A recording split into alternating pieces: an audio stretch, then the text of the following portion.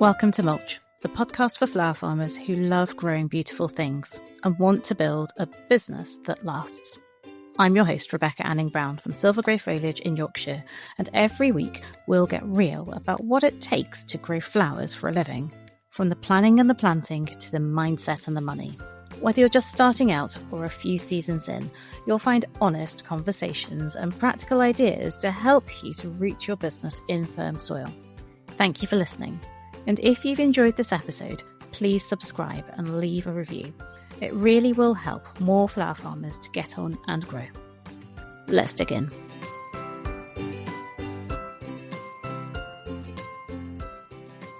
Hello and welcome back to Mulch. How are you? I'm okay. I'm not feeling particularly Christmassy, but I'm really hoping actually that this will come after our final foliage order, which goes out next Monday. I have some news, always some news to share at the end of the podcast about a private podcast that will be recorded for the members of Grow Club. But first, let's dig into this week's episode. So this week's episode is called 5 Important Challenges to Overcome when you want to grow a sustainable and profitable flower farm. Flower farming is one of those beautiful contradictions. It's peaceful and grounding, and also demanding, physical, emotionally charged, and occasionally chaotic. It fills your cup and drains your energy, like often in the same hour. And if you truly want to build a sustainable and profitable flower farm, not just a patch that occasionally pays for seeds, there are a few key challenges you'll almost certainly meet along the way. These came up repeatedly in our Grow Club reflection session this week, and that's the reason that this episode has been drafted, written, presented to share with you, because they're so common and they're not personal failings. I think that's the point that I really want you to hear, that you're not alone if these are things that you've thought or felt or hear as you draft a post for social media or write a newsletter to your customers, or when you're speaking to your mates about your business. You're not alone. So if you're feeling stuck, stretched, unsure, this podcast is for you. The first thing on my list is trying to do everything alone. Many of us start flower farming because we love the independence. We love the quiet, the space, the sense that it's this little kind of piece of land that is ours to shape. But independence has a way of slowly turning into isolation. Suddenly every decision is yours, every problem is yours, every new idea is yours to figure out alone. And that weight builds quietly in the background until it becomes heavy. It's easy to think that you should, and I hate the word should, but you should manage it all on your own. It's much harder to acknowledge that support, accountability, and sounding boards aren't luxuries. They're part of the structure that helps a flower farm to grow sustainably. In reality, they're part of the structure that helps to grow any business sustainably. You don't have to carry the whole thing by yourself for it to count as a success. It's just not necessary. Number 2, carrying an unsustainable physical load. Now, this is an interesting one because flower farming is physical. It's beautiful, but the actual work that we do is relentless at times. And there are seasons of lifting, digging, bending, carrying, sowing, staking, cutting, harvesting, filling buckets of water, watering, sun capping. And those seasons are, for many of us, squeezed around work, children, parents, daylight, weather, or whatever else life throws at you on that particular day or week. It's no surprise that many growers at the end of the year feel exhausted. It's no surprise that many growers by the end of the year are exhausted and the fields look bare. The word that my husband used the other day was decimated. Our field looks decimated because not only have we cut all of the flowers, but the foliage, all the trees are now totally cut back as we reach the end of our winter foliage season. Exhaustion, that kind of truly, completely, utterly drained exhaustion isn't a business model. If you want your flower farm to grow with you rather than drain you, it has to take your body into account.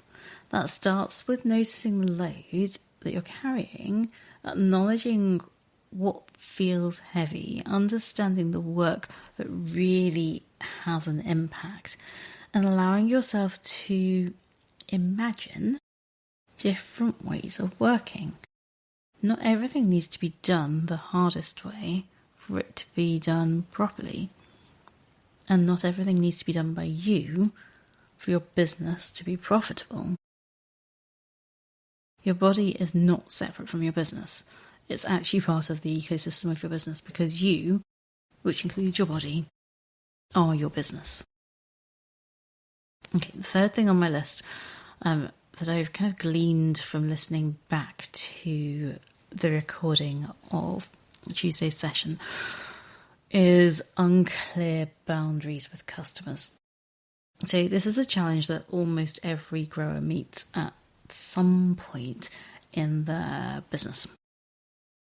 You want to help people, you want to say yes, and you want income, and you want to keep your customers happy. But what I see coming from this from many growers is that tendency to accept every last minute request. Like every, could you just? Every low value order that requires the same high value energy. And slowly your business starts to run you when we allow this to happen. If you've ever felt resentful at the end of a piece of work, this is probably the reason why. Boundaries aren't barriers.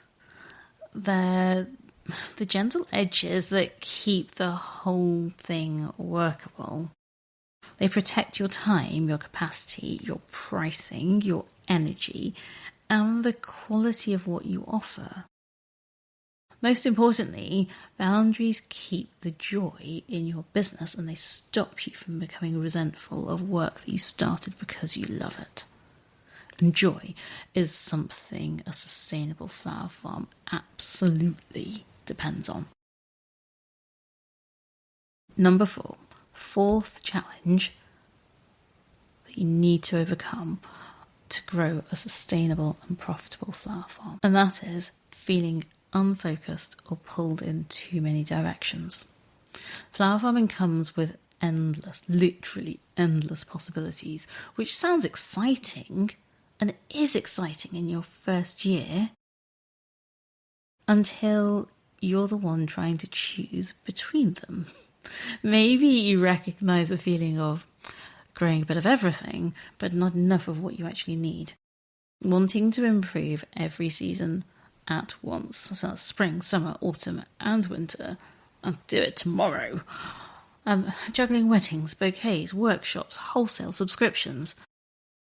Because it feels like you should do everything, and there's that word again, should. Sowing enthusiastically, and we're all guilty of this at some point, and I know I have been, and still sometimes am, sowing enthusiastically, and then realising later that you don't have the time or the space to care for it all. It's very normal to feel pulled in several directions at once, but it's also one of the biggest reasons that growers stay stuck. Clarity and focus don't often appear on their own. They usually come from stepping back, understanding the bigger picture, and having support to help you to see where effort will genuinely make a difference. A profitable flower farm doesn't grow from doing more. It grows from doing the right things at the right time and knowing what can wait. Number 5. It's that feeling of being behind on skills that you think you should already have. Now, I alluded to this one last week. We all feel like we should be expert marketeers. But many of us don't have a marketing background. Flower farming today requires a surprising mix of skills: growing, marketing, photography, tech, planning, customer care, systems, finance, website design. And that's before you get to the weddings or workshops or the wholesale. It's nuts. It's completely understandable to feel like you don't have every single skill nailed. Most flower farmers worry about something like visibility, website layout, social media, pricing, foliage knowledge, planning, admin, photography, or simply understanding where to put their energy. I realised a few years ago when I was reading one of Sophie Cliff's books that ongoing learning, that picking up a new skill every season or every year really helps to motivate you to keep adding to your business in a meaningful way. So the truth is that none of us start out knowing how to do it all. These skills are learned, they unfold, they build over time and with support. Feeling behind on your skills doesn't mean that you're failing. It means that you have an awareness of what there is still to do, and that's something to be excited by, not something to overwhelm yourself with. A sustainable flower farm and a profitable flower farm is built on intention. It doesn't happen accidentally or through sheer force of effort. It grows through clarity about what matters, understanding your capacity, having support and structure, learning the right skills slowly and steadily, and being honest about what's working and what isn't. And when you're honest about these things, the whole business starts to feel calmer, more doable, clearer, and more joyful. Because you start to give yourself a break and understand that it will come one step by one step by one step. And that's what creates true sustainability. For me, one of my biggest challenges is asking for help. I know that flows from a previous job where asking for help rarely yielded any support. And so I'm always afraid that people will say no, that I'm not good enough or important enough, or that my money isn't good enough, or that my work isn't important enough to support what I'm doing. Genuinely, these are fears that I have, and I also know where they come from. But listening to some of the growers within Grow Club and to some of you who are asking questions about joining Grow Club behind the scenes, I understand that it's not just me. So we're heading to the end of our 7th year here at Silver Grey Foliage, and I still have to make myself do things that help to move Silver Grey Foliage forward. And that requires a bit of vulnerability, and it requires asking for help. Stay with me on this one. This is definitely not a moan, and it's definitely not self-pity. So after the reflection meeting that we did in Grow Club on Tuesday, and you might be able to hear the smile on my face because it was so good. But I realised that there are things that I have enough experience and enough knowledge about after 7 years and multiple courses to talk about myself. But there are people that I know who would do it better and would serve the community better if I sought their perspective. So I started messaging and calling and emailing to see who would have the capacity to share their specific knowledge with Grow Club members. One of the people that I've spoken to, one of my guests to be, is Liz Mosley, who does our branding. Now, Liz isn't awesome graphic designer. And I'm really proud to have her as the person behind all of the design work that we do at Silver Grey Foliage. Liz has her own podcast called Building Your Brand. It's way bigger than Mulch, and I listen to every single episode. She also works for Adobe. Like, she is so well accomplished. I feel grateful and proud to be one of her customers. Clients, I think she calls us. Anyway, the thing that she's actually probably most famous for isn't any of those things. She's most famous for her rejection challenge. So when I started asking people to record podcasts with me for Grow Club on their specialist topics, I saw it as my own mini rejection challenge. The experience has been empowering. It's only 3 or 4 days old, but it's empowering because no one has said no yet. Like, it's making me bolder. And so the last 2 people that I've asked so far, I've followed for a while. I've engaged with, but I've never worked with them directly. But I really respect their work, and I literally can't wait to talk to them in January because they also said yes.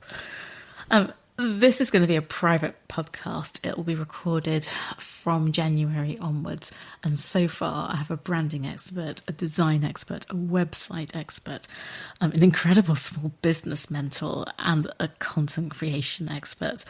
I've started with business experts who are not related to the usual work of flower farming because those are the skills that I have learned, but I'm not the expert in, and I really want to add their perspective to all of the knowledge that I've gained over the past 7 years. Members of Grow Club will be able to share questions with me in advance of the recordings to make sure that I cover what they want in this private podcast. The more that I lean into Grow Club, the more I know that it's a good thing and a great place for growers to create space for well-rooted and sustainable flower farming businesses. Doors to Grow Club close on the 31st of December. Will you be joining us? There's a link in the podcast notes, or head to our website. It'll be www.silvergreyfoliage.com/grow-club. Thank you for listening. I'll be back next week with another episode of Mulch about flower farming in practice. Rebecca.